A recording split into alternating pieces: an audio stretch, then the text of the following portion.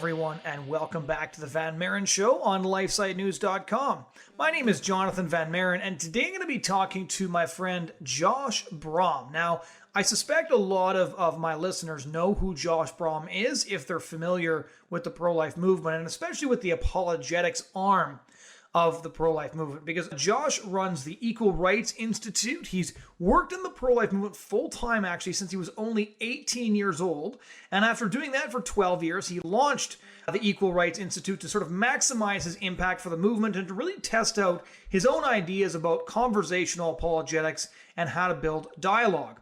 He has now spoken for more than 23,000 people in 6 countries and in 22 of the 50 states, and his passion really is to teach people how to talk about abortion, especially in the conversational space. And just to give you an idea of how much experience he himself has in this regard, he's publicly debated leaders from Planned Parenthood, from the National Abortion Rights Action League, NARAL, Georgians for Choice, and also one of the leading abortion clinics in Atlanta. So he has a lot of experience in exploring how best to reach abortion supporters, abortion activists, and even those who work inside the industry. I've known Josh actually for quite a long time. I really appreciate a lot of his work, and I'm really looking forward to bringing this conversation to you because I think there's a lot we can learn from what he does, especially for those of you who would love to know how to talk about abortion but want to understand better how to do that. So without further introduction, here's my conversation with Josh Brahm of the Equal Rights Institute. All right, Josh, to start off, I suspect a lot of our listeners are going to know who you are, or at least they're going to be familiar with your work. But why don't you give us a brief introduction to yourself, explain who you are, what makes you tick, and then how you ended up working full-time in the pro-life movement, which, as you and I both know, is a very unusual job. Yeah, so I'm 37. I'm a husband, father of 3, a musician. I turned down a music career to do pro-life, actually, and I was really moved to become pro-life and to work in the pro-life movement weirdly young. I was 11 years old when I started telling people I was going to be a pro-life speaker. And a lot of that really had to do with, I wanted to be Scott Klusendorf when I grew up. We had these early Scott Klusendorf tapes, like before he was at Stand to Reason, AM at Hume Lake Christian camps. And I listened to these tapes so many times. It's like, I love this. I like the apologetics kind of side of this. And I was passionate about abortion because I just learned what it was. And I just kind of felt like, you know, like any overzealous homeschool kid, I was like, I'm going to go end that. I'm going to be William Wilberforce when I grew up, kind of a thing. It's going to be all about me.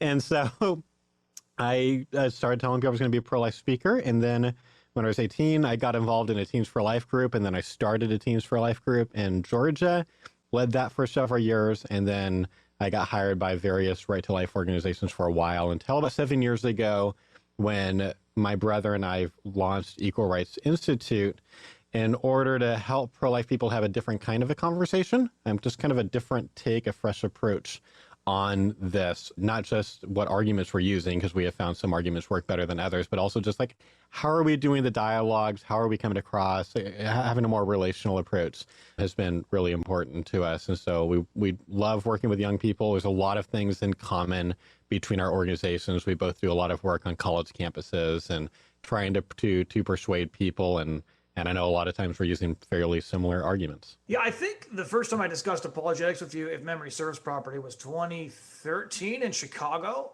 at a conference discussing abortion victim photography and different projects and things like that. What sticks out in my mind most is the late, great Joe Scheidler was there. It was the first time I'd met him, the first time I'd met you, the first time I'd met a whole bunch of people, actually. It was a really fascinating conference. It was. And since then we've met each other at other conferences. I think most recently at one for Protect Life Michigan. Yeah. And what interests me about what you do is the relational approach to it, because it's something that I think that you guys focus on the most intently, and more so than the group I work for. More so, I would say that most apologetics oriented pro-life organizations do.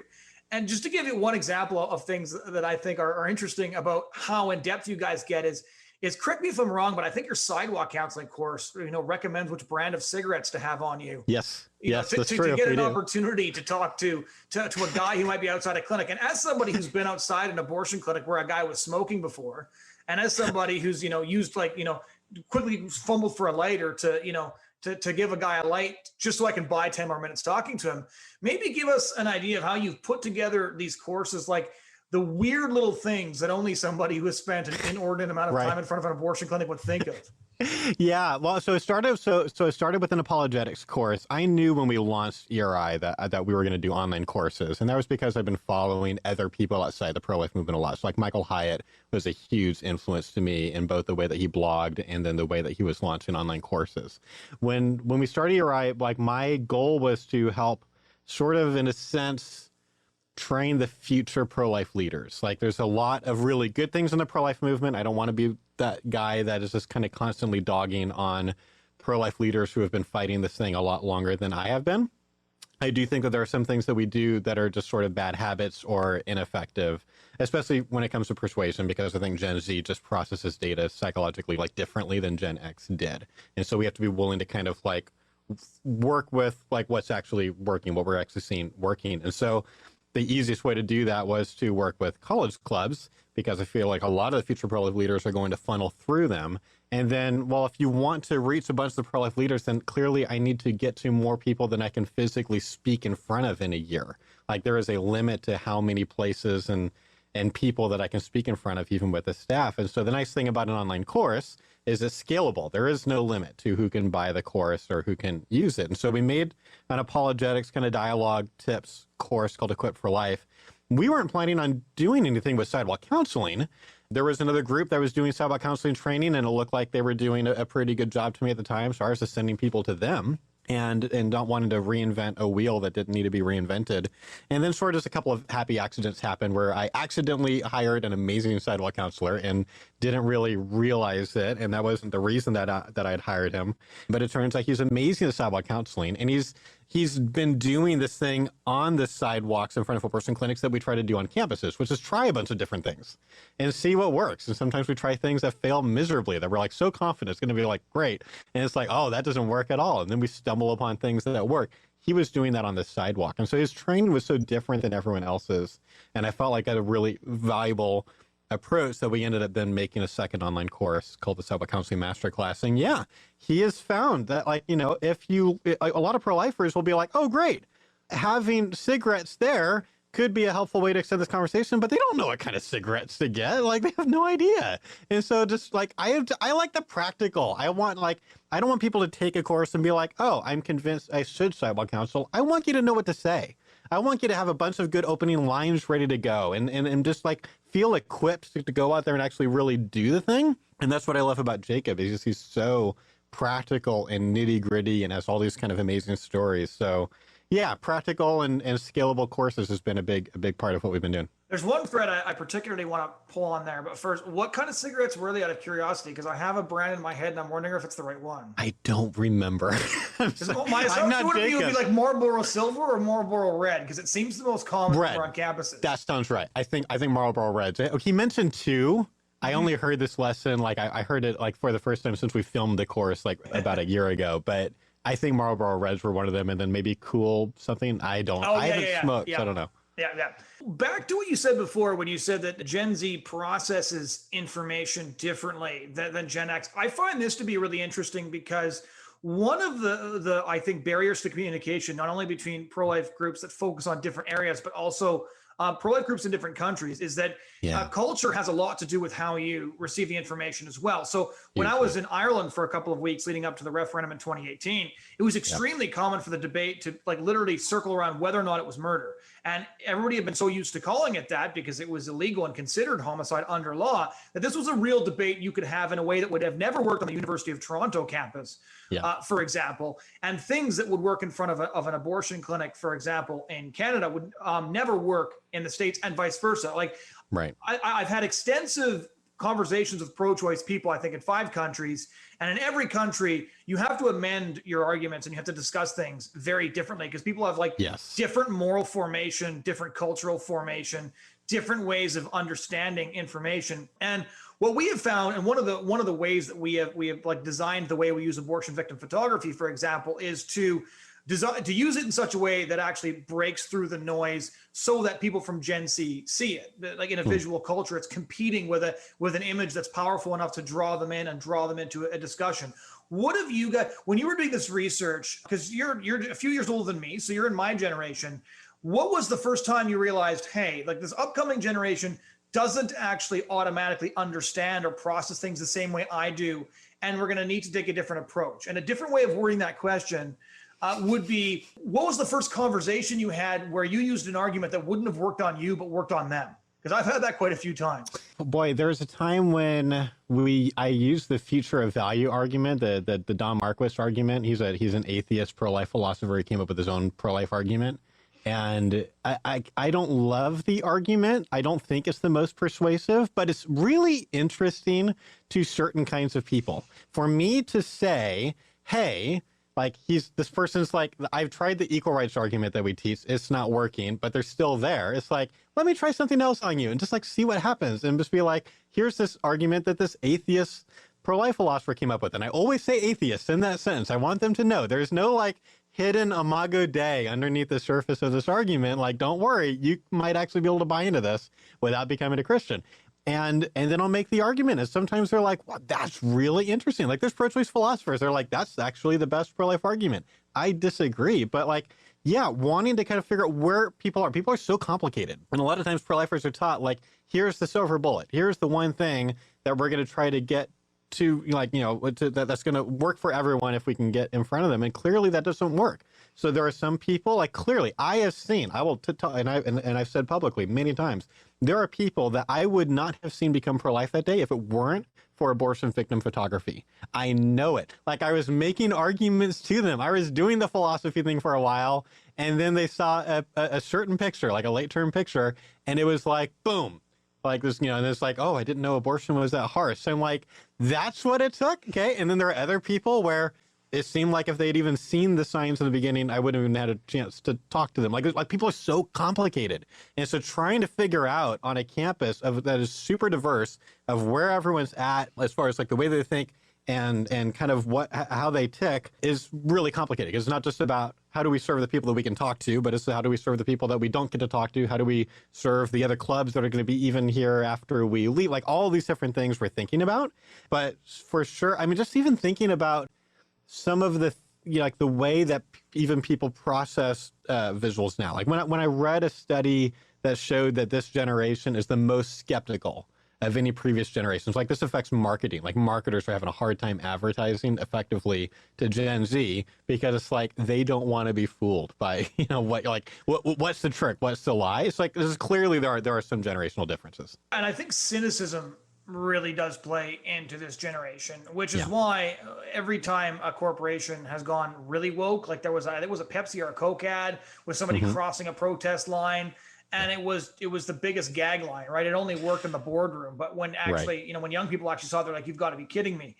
But one of the things I would like to know from your experience, because I have found this on campuses increasingly, is that the most complex and intellectually satisfying philosophical arguments are often being utilized on people who are at the display not to change their mind, but to engage in intellectual combat. I have too often found in those discussions that even when I won the argument, I didn't really win the person because they weren't there to actually be challenged. So I had one guy, for example, I forget how long I argued with him, and he came up with some truly asinine analogies that he was really pleased with. And at the end of it, he's like, no, you've got me. That was a great, I forget if we used Christoph Kazkor, like I forget which philosopher we used. Kazor, yeah. But like, you know, it worked, you know, like, and he was like, oh, no, you got me. I'm like, so like, what do you think about abortion? Oh, yeah, no, like still, like it was the whole thing was more or less masturbatory for him, right? Like it wasn't about actually changing his mind. He was playing a game. He was in the game with you. You were playing chess. Yeah. So I'm wondering if you've had the same experience where those who like to, on campuses who like to engage in the philosophy and the intellectual combat the most are actually sometimes kind of a waste of time. Absolutely. I was just talking about this morning. I was doing a virtual speech and Q&A with Protect Life Michigan's interns and just saying like there are some people you should stop talking to. like pro-lifers, just at a self-care level, frankly, you need to be willing to end a conversation with people who are being super abusive. And if they're being closed-minded, like, why are we talking? Talking to a closed-minded person is like playing tennis with a wall. Like, you might get better, but that wall's not changing. Like, what? Like, I'm not that interested. But I'm talking to someone who's like, okay, maybe we can move.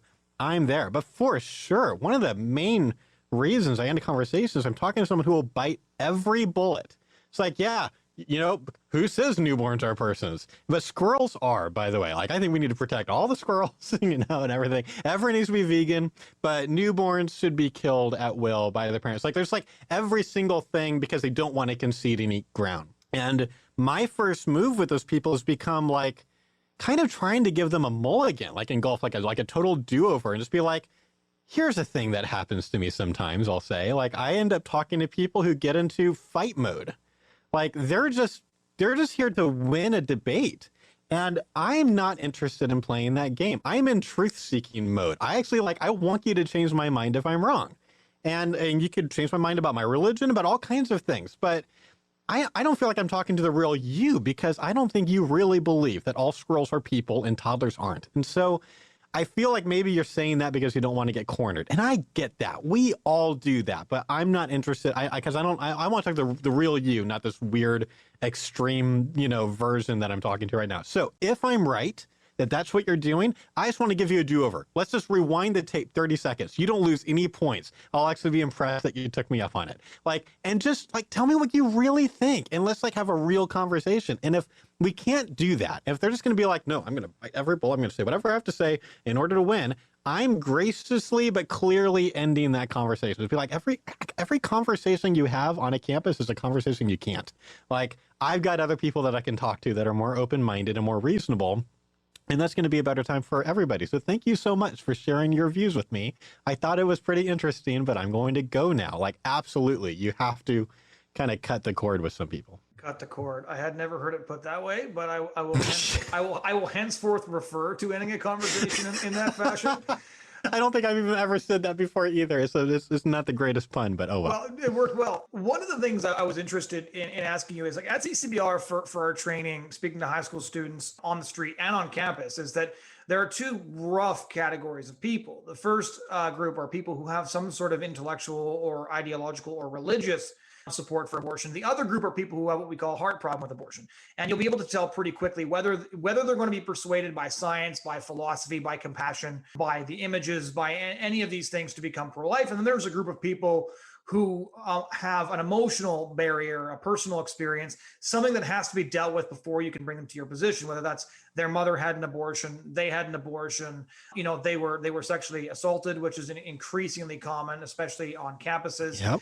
And one of the questions we often use to try and figure out what that is we'll sort of back off and to say, so maybe tell me about when you first realized you were pro-choice. Because by sharing that with you, they're kind of identify the moment where you can be like, okay, so that's what I'm dealing with. So then often they'll say, well, when my mom told me she had an abortion, I realized I wouldn't exist if she hadn't had that abortion or what have you. But it's a really common ground conversational way of backing them up to the point that you need to start in the conversation. What's your guys' usual method? And once you've realized that philosophy is not going to do it, biology is not going to do it, your best argument's not going to do it, but there's something that you need to deal with in the person before you're going to get there. What's your guys' general response or tactic? Well, first of all, what you just described is brilliant. That is so good. That question of tell me about when you became pro-choice, I can see why that would work a lot of times, and I love that. And I bet we'll be teaching that to people and quoting you. That's really good. For sure. I think you're basically right that I think typically everyone has a little bit of each of those categories, but like to different, like the balances are different with everyone. But I think there's rarely people have like no emotional connection to abortion. Like, what, you don't even know someone who's had an abortion that you're like, you know, worried about, or you haven't been affected by the Handmaid's Tale show or something like that. Like, there's always some kind of emotional thing going on. And then the level of how significant of like, have they thought about this that much is like always really varies. There's always also like a selection bias thing that happens. This was a conversation that I've had back and forth with secular pro-life for years now, where I would talk about how I don't talk to that many people anymore on American universities that are like, Yeah, we don't know when biological life begins. Like, I know that we had to deal with that a lot 20 years ago. It's like now we don't talk about that very much. And Monica for Secular Pro Life was like, I deal with that like every day in the comment sections. And that was the difference is I'm talking to people on college campuses and she's talking to people online who are just making different kinds of arguments. So there's also like, you and I are spending a lot of time with some of like the sharpest people. And so therefore we're dealing with some of the sharpest pro-choice arguments. And I know that sometimes YouTube comment sections are going to be a different thing. But for sure, like, our conversation style is long, is if we're not trying to get in and out in 5 or 10 minutes. I think a lot of the best work happens after the 45-minute mark if you can get someone to stay that long. And during that time, given that we're taking them as time, I am very patient in the sense of, if they're going to get into their story, or I might even ask about their story and let them just share with me for a while, and I'm building up a lot of rapport while they're doing that so I can get a sense of what makes them tick, I'm totally going to do that. And I'm not freaking out like, oh my gosh, I'm losing all this time to make all these different arguments that I want to make. It's like, this is going to be okay. Like, I'm treating them like a person right now, like a valuable person. And yeah, that means sometimes listening to long stories that don't even feel relevant. And maybe sometimes they're not. For sure. So when we talk to people, though, that it doesn't seem like it's super emotional for them, like maybe they're not post-abortive, but for whatever reason, the intellectual arguments aren't working. And even sometimes, even if they are, like we have a brochure that we use at our outreaches. It has abortion victim photography in it. And so we all go to that quickly. Like, we believe that abortion, it's a lot of common ground here, so that abortion victim photography is very important. And a lot of people really need to see it. And some of them aren't going to change their mind until they do. And so we're just doing a thing where we're kind of picking and choosing at what point they're going to see it, because they're not on our signs. And so trying to, basically get their consent to see this abortion victim photography, and then just have them stare at it for a while, and they're not all defensive and like, how dare you, like that kind of thing that happens sometimes. It's like they really see it. Sometimes that's the most important thing that happens in the conversation. Like, it really depends. And then coupled with really good arguments, for us, it's like we want them to see the images. It doesn't matter if we're kind of picking the moment in the conversation to go there.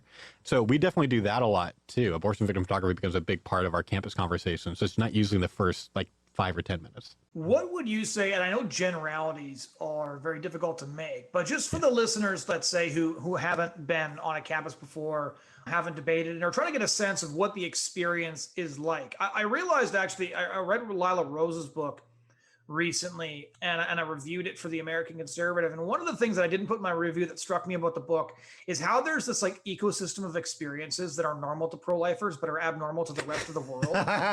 Like, she was describing the feeling of like leaving an abortion clinic with her friends, and then one of her friends saying, why don't we stop by, the In-N-Out to grab a burger, and like just the jarring difference between what she had just seen and this totally normal let's get lunch thing. I'm like, yeah, I totally know what she's saying. I've had that so many times. And I'm thinking like, there is actually this weird group of people who have this like shared bunch of experiences that are common only to them. Yeah. And I think that's true also for campuses. Like, most pro-lifers that I know have engaged on a campus at some point. Yeah. And so if you were to try to describe the experience to somebody who hasn't done it before, how would you describe that experience? But then also, like, what would you say the most common argument you get? I know the listeners are going to be thinking, like, what is the most common argument that you get on campuses? The experience, I think, for the pro-lifer really depends on their personality. So there are some people who are like, they kind of want the fight. There's a little bit of I'm going into battle now, and I am William Wallace, like kind of a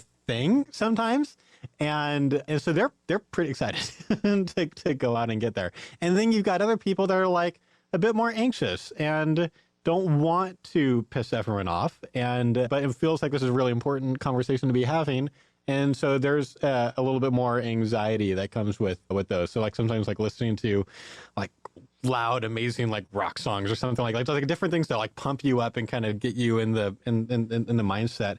It can be hard. I mean, a lot of times it's boring. Sometimes you're just there and class is going on right now. And there's like no traffic. And then you've got this like 10-minute window. Sometimes there's a bunch of traffic and trying to get people to stop. And that's not always easy to get them to stop. And then you have some people who are really nice and excited and happy to be having the conversation, at least if you can get them past the first like minute where they're skeptical about who you are. And then you've got other people who are just going to treat you really badly, and you need to be able to draw some boundaries and take care of yourself there. Most common argument we get, I think basically is they're bodily autonomy arguments. Like we've taken pictures of when we do poll tables pretty similar to the way Justice for All does poll tables sometimes. And like there's some differences, but in the end, we're still doing a poll table. And when we would have, pads of paper where people could kind of vote to be, if they're pro-choice and kind of give a reason, we've taken pictures of those. And it's like, man, 80% of the different things people are saying are some version of a bodily autonomy argument. And so we hear it all the time. It's taught in Philosophy 101, as far as I can tell, in like every American university, like that they're going to hear the violinist argument.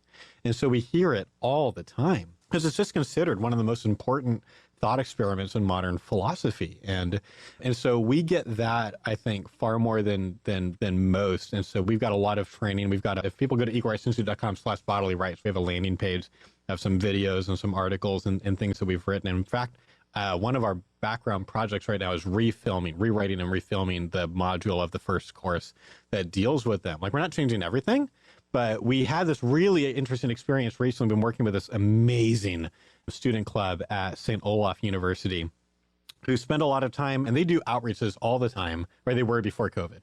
They're doing outreaches all the time, and they're so good at dialogue. Like, this is the one club I've ever done outreach with, and I'm like, I could hire any of these kids right now. Like, they are as good at us at all the even little intricacies of dialogue. They're fantastic. You would have loved. And they have spent a lot of time working with the way that we are teaching people to respond to bodily rights arguments before, which involved a lot of like long thought experiments and trying to get very, very careful. And then we came up with kind of this new strategy, especially dealing with when people compare it to blood donation.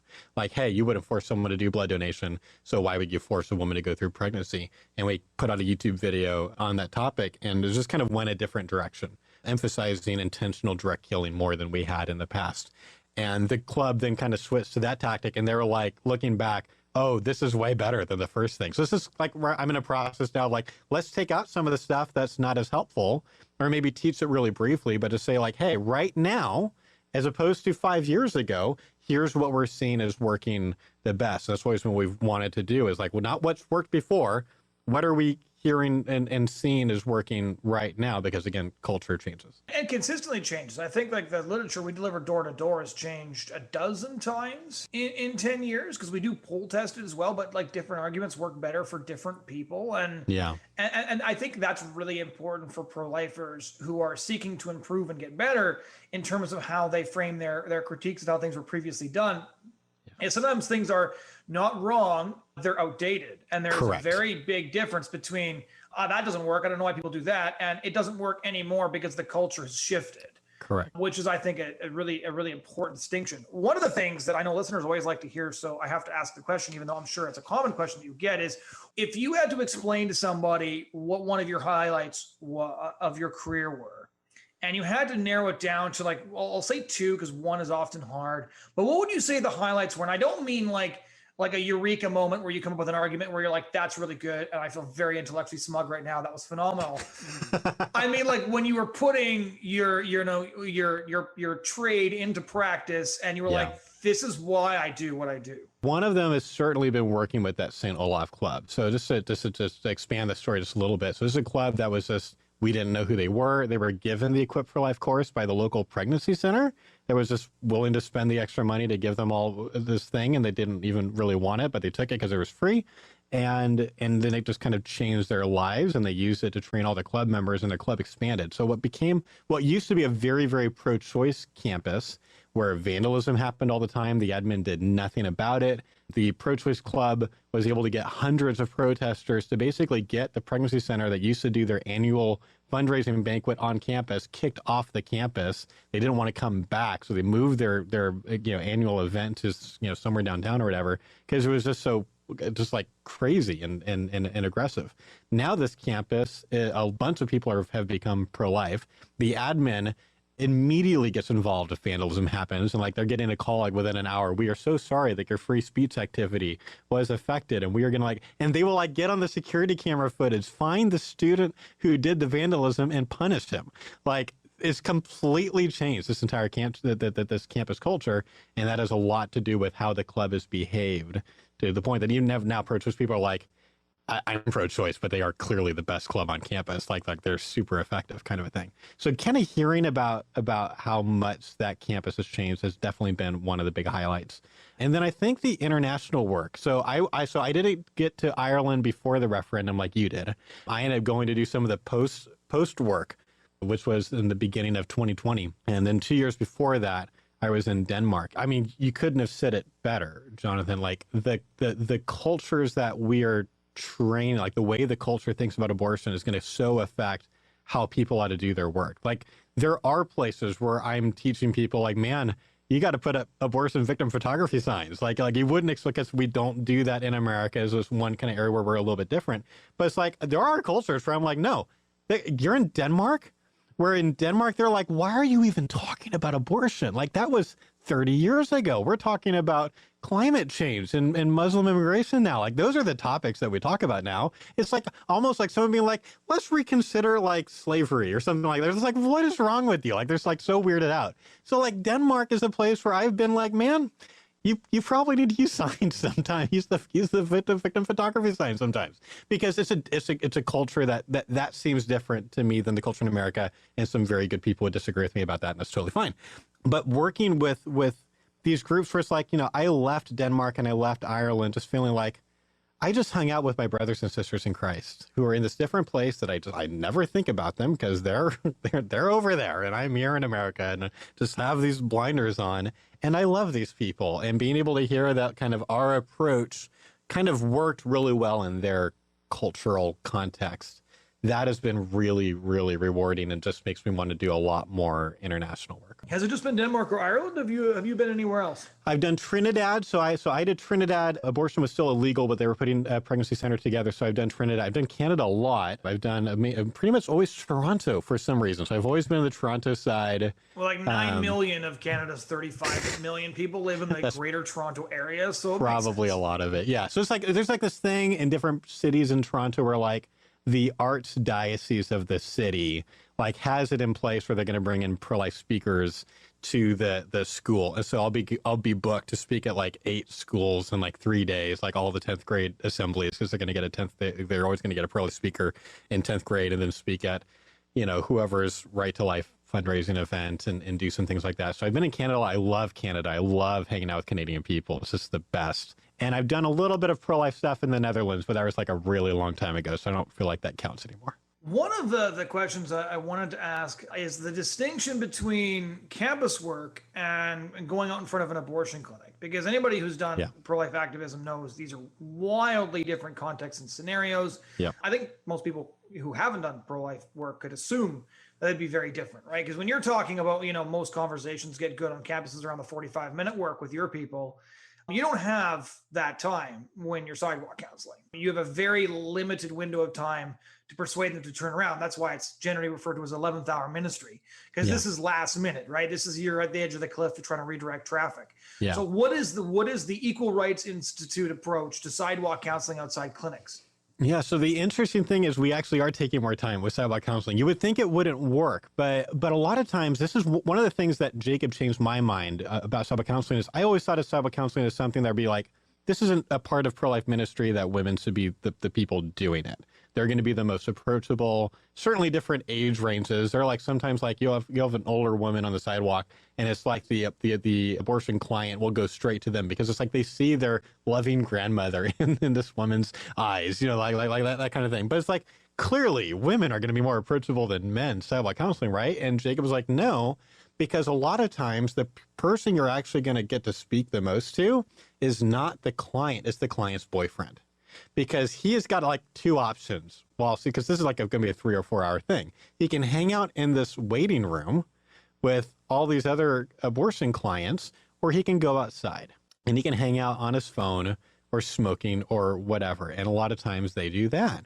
And so then Jacob, as a guy, can engage these, these guys in a conversation, and he will really take his time, get to know what's going on, and eventually build up the rapport that he can get fairly pushy in a way that men can typically only do with other men.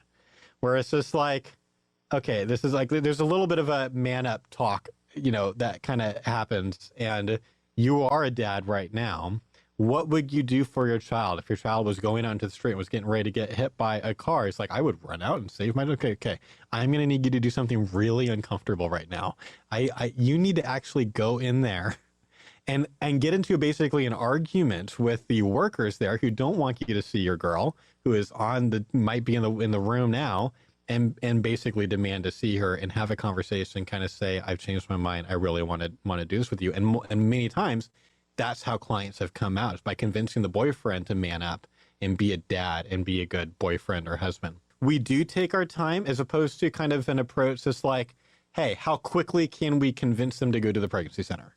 Is kind of is a typical other approach. And for some people, that is going to be the best thing. And we're willing to admit that. But for a lot of people, it's like sidewalk counselors can move too quickly. And it just they feel a little dehumanized, and like you don't really care about their problem. And they feel like they're in a crisis. They feel like their house is on fire.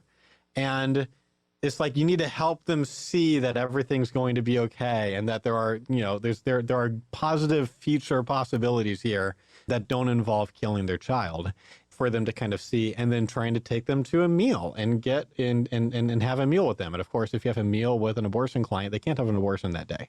So you just bought a lot of time, and then we get them to the pregnancy resource center. And so it is a pretty unique sidewalk counseling approach, which is the only reason we made a course. I didn't want to just remake another sidewalk counseling course, but his approach was so different and very much our style of dialogue, of taking more time with people, that we thought it was worth making a course for that. That makes sense to me. I've had long conversations outside of clinics too. I'll say not often. My question would be, how do you know how much time you have? A lot of times, I mean, if C's in there, like, so obviously as they're walking from the car to the clinic, you're for sure trying to get them to come over. And Jacob's got all these different lines that he'll use to try to get them to come over. And some of them are like really creative, and he'll try to get them down. And sometimes that works, but sometimes it's like, they're on a mission, they go in, and C might not come back out. C might stay in there and only he comes out.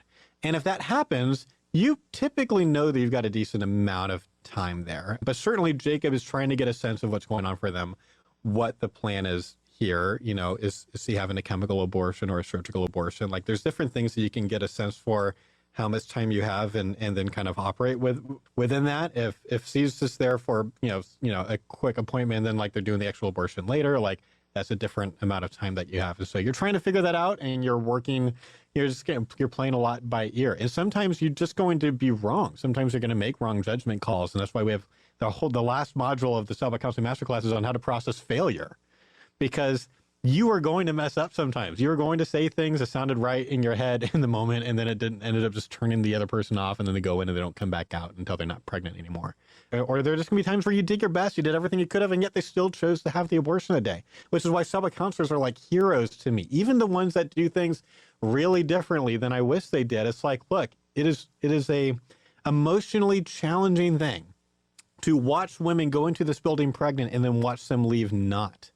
And to know that you tried to reach them, you tried to offer them resources and help and love and all of that, and then they didn't go with that, and they did something else that's really, really hard. How to process that in a way that means that they will keep on coming back and not just have this horrible experience and be like, I'm not doing this anymore, has been kind of an important part of what we've been teaching people. Well, this has been a lot of fun. To close it off, please refer our listeners to the courses you just mentioned, your materials, your podcast. Where can people get in touch with you and find your stuff? Yeah, I appreciate it. So you can find out more about us at equalrightsinstitute.com. There's links to both courses from that, but you can go straight to the Equipped for Life course at equippedcourse.com. The Sidewalk Counseling Masterclass is at sidewalkcounselingmasterclass.com. We have a podcast, which Jonathon was on 2 fairly controversial episodes on recently, which was really, really fun. We're talking about abolish human abortion, just to kind of there's been a lot of arguments made by that group about pro-lifers like us. We decided to kind of just talk a bit about what we're observing, about what's going on. Or really, you did. I brought you on as the expert. I think you are the expert who is not an abolitionist on AHA. And that was fantastic. It was really great to do that with you. So we have a podcast. We've got a YouTube channel where I've been reacting to, watching videos of people dialoguing about abortion or different things like that. And so there's a lot of resources out there. A lot of it's free. There's a couple hundred blog articles now. And so if people want to learn more about what we're learning on campuses, we're excited for them to be able to do that. Josh, thanks a lot. Thank you so much for having me, Jonathon. Appreciate you. Ladies and gentlemen, that was my conversation with Josh Brahm of the Equal Rights Institute. I hope you enjoyed this conversation as much as I did. And if you want to check out other conversations with faith, family, and pro-life leaders from not only Canada and the United States, from around the world, please head over to lifesitenews.com, click on the podcast tab, and there you can subscribe to our podcast so that you can get the episodes delivered to you. You can also find us wherever you get your podcast content. Thank you so much for listening, and we do hope you'll join us again next week.